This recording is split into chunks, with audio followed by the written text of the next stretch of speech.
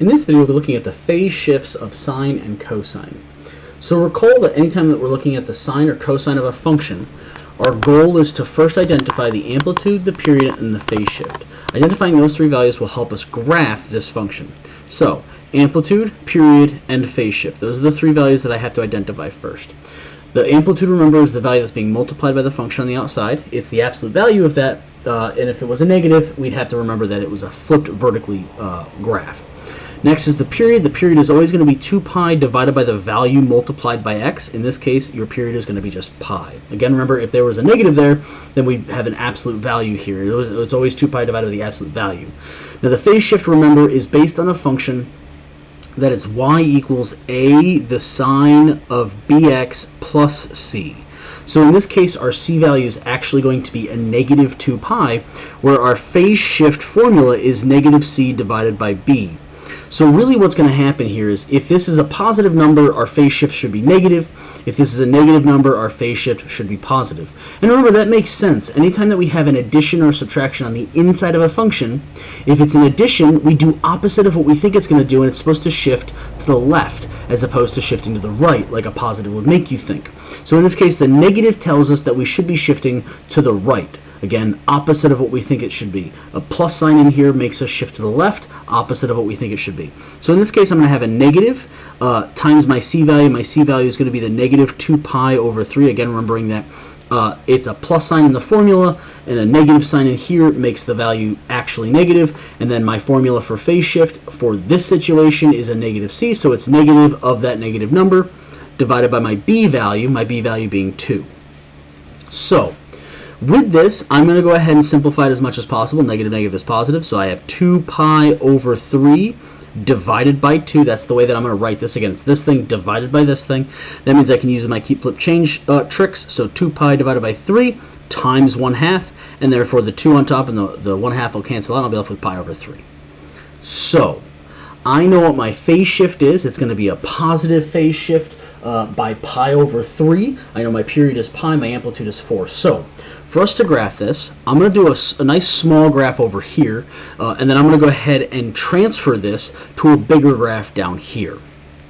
Sometimes it might help for the bigger graph to set it up so that you have a little bit of space on both sides of the y-axis, as opposed to our generic graph, which only ever happens in the first and fourth quadrant. We might have occurrences where we can occur in all 4 quadrants. So very carefully, I'm going to go ahead and graph this function. My period is pi, my amplitude is 4. I'm going to cut this in half to get pi over 2. I'm going to cut this in half to get pi over 4. I'm going to multiply that by 3, getting me 3 pi over 4. And I'm going to have 0. Don't forget that 0 anchor point. Now, the sine function is originally supposed to be 0, high, 0, low, 0. Now, I don't want to fill this graph in. I'm going to go ahead and dot it like this. This is not the graph that we're trying to graph. We're trying to graph this function shifted pi over 3 units in the positive direction. That means that this point here should be shifted over by pi over 3. Now, what I'm going to identify here is the value between 0 and the first anchor point. I'm going to label that as delta x. That's the change in the distance. So from here to here is pi over 4. From here to here is pi over 4. From here to here is pi over 4. And from here to here is pi over 4. That's going to help us when dealing with this phase shift. So my delta x is pi over 4. If you want a formula for that, the formula for that is really the value of the period. Okay, the value of the period cut into fourths. So it's p divided by 4. That's really what that value is always going to be. Again, I'm going to take my period, I'm going to cut it in half, I'm going to cut it in half again. So it's divided by 2, then divided by 2 again, so it's divided by 4. If I take my period and divide it by 4, sure enough, pi over 4 is pi over 4. So I now have my period, I have my phase shift. To make things easier for me, I'm going to go ahead and rewrite both of these values in terms of a common denominator. So what's the common denominator between 3 and 4? Well, it's 12. So that means this makes this 4 pi over 12, and that makes this 3 pi over 12. This will come up later. Okay, what's important right now is that I know what my delta x is and I know what my phase shift is.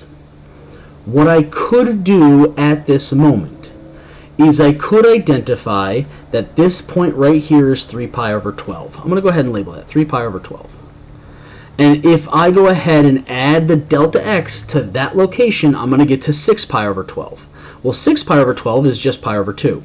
I'm going to basically convert all of these over. So I'm going to add 3 pi over 12 again, giving me 9 pi over 12. I'm going to add it one more time, and that's going to give me 12 pi over 12. Yes, I'm leaving it in its unsimplified form. It's going to help us here.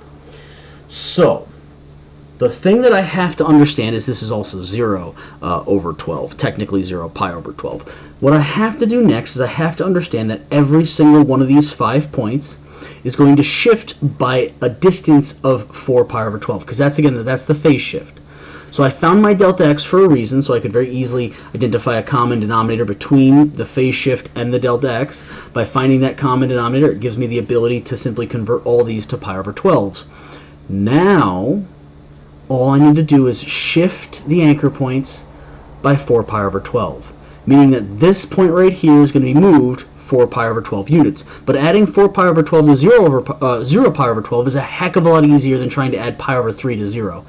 I guess not. But it's a lot easier for us to add it to this one, add it to this one, add it to this one, add it to this one. Now this is slightly different than the way I generally do it, but it's the best way to understand what's happening.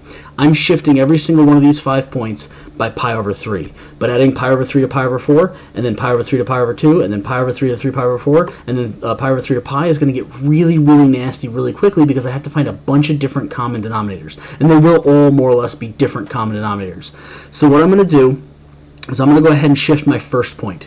My first point is going to go to, again, 4 pi over 12, because I'm adding 0 to 4 pi over 12. So it's going to be somewhere over here. I'm going to go ahead and mark that as my 4 pi over 12. Technically, yes, it is pi over 3. I'm going to mark that way down here, pi over 3. That's my simplified version.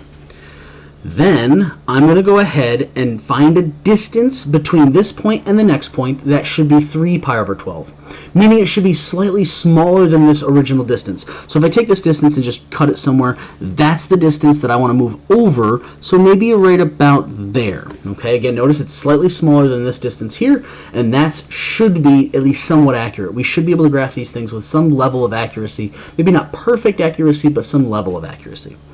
Now the distance from here to here will be this delta x. Okay, now if you don't trust that, watch what happens.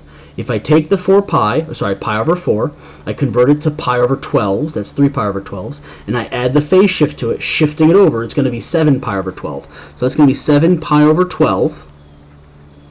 That's not going to simplify down, but the distance between these two locations is going to be that pi over 4.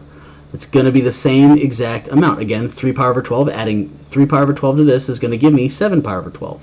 Which means that I can do this over and over and over again. Again, if we're not comfortable with this, let's shift the third point. The third point is originally pi over 2. It's going to be 6 pi over 12 when I change it, and I'm going to add the pi over 3, the phase shift to it. That's going to give me 6 pi over 12 changes to 10 pi over 12. So again, about the same distance there. That's now going to be 10 pi over 12.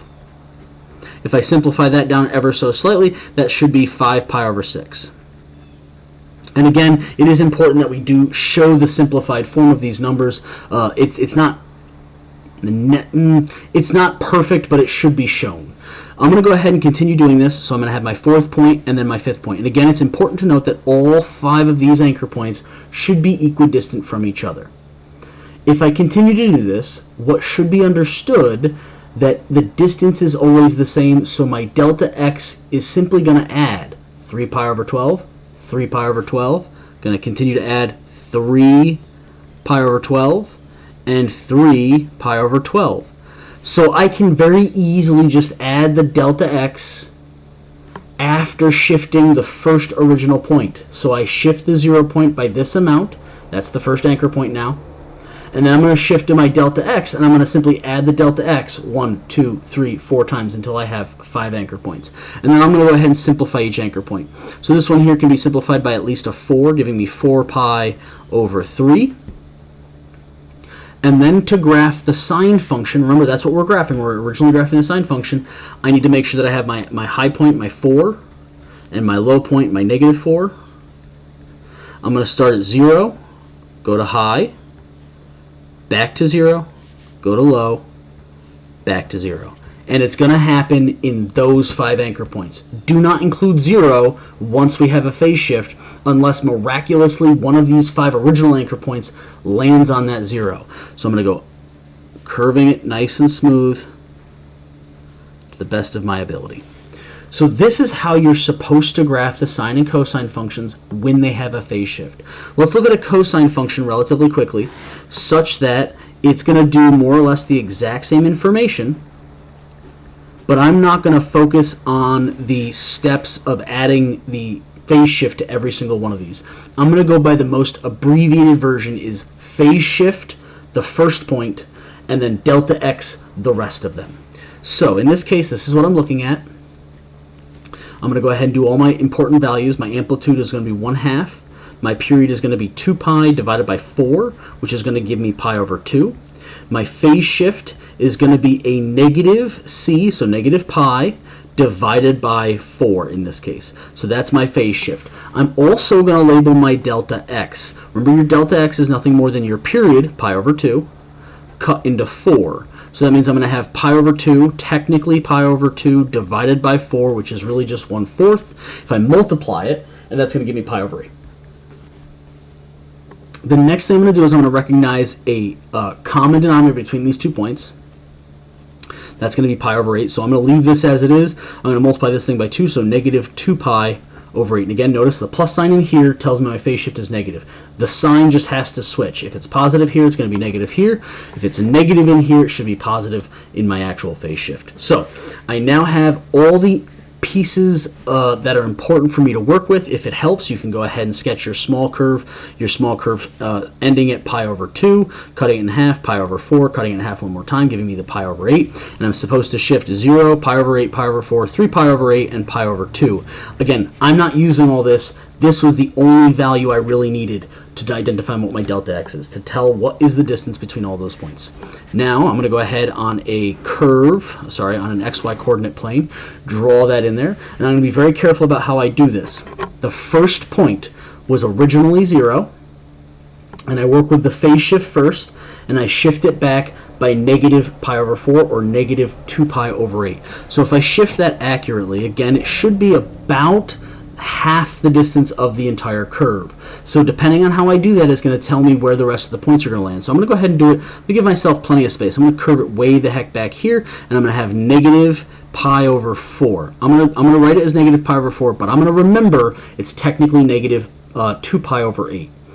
Then, to get the rest of my anchor points, I'm going to take that negative 2 pi over 8, I'm going to add pi over 8 to it. So I'm adding the delta x to this value, and it should be right about there.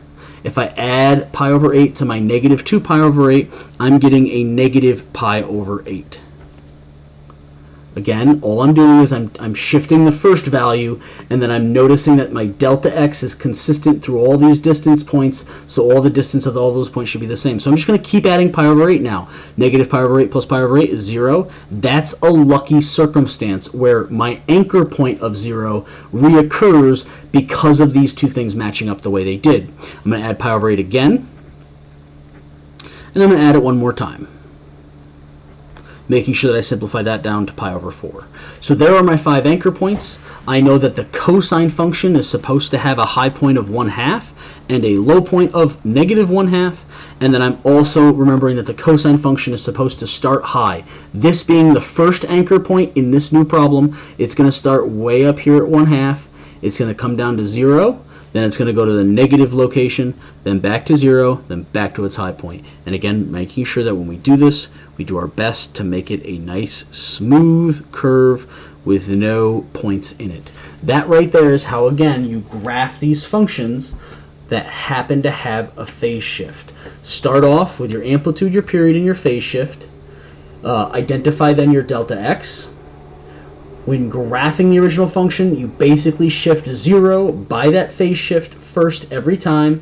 Then to find your remaining 4 anchor points, again, that's the first anchor point. To find the remaining 4 anchor points, you add pi over 8. You add that delta x to it until you get 5 points.